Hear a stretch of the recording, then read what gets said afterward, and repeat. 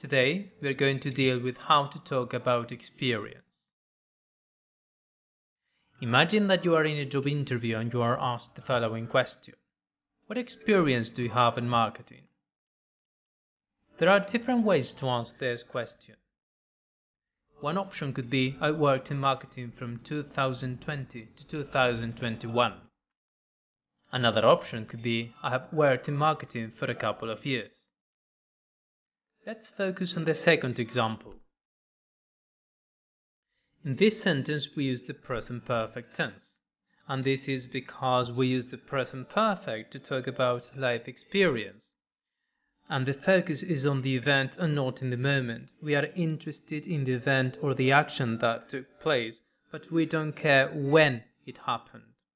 And the information that we give is important because it is connected to our present and to the future. Let's see another example. I must admit I have had some difficult bosses. What we know is that in his or her professional life this person has had some difficult bosses, but we don't know exactly when.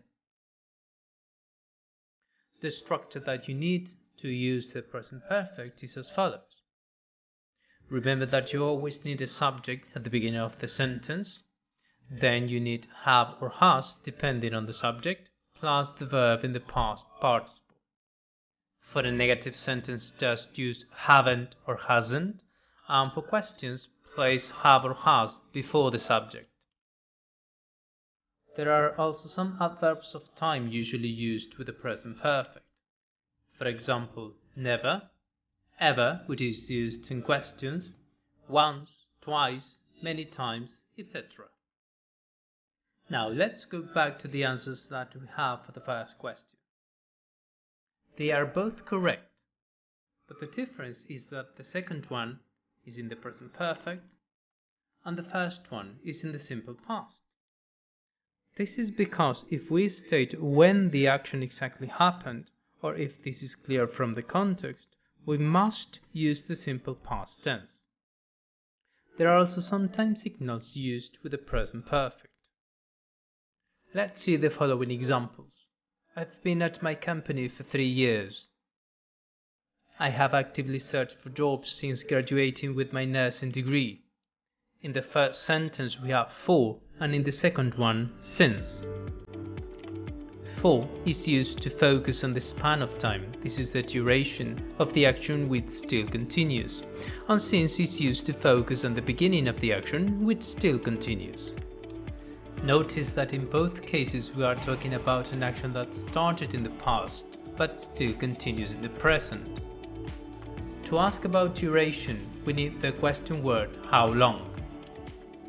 For example, how long have you worked for the ABC company? Or how long have you participated in that project? You can answer the first question, for example, saying I have worked for them for 2 years, or for 1 year, for a week, for ages, for a long time. What's important here is what you will need after for is a period of time. Let's answer the second question now using since. I have participated in that project since I was 20, or since last year, since last month, since 2010. What you need after since is a point in time in the past.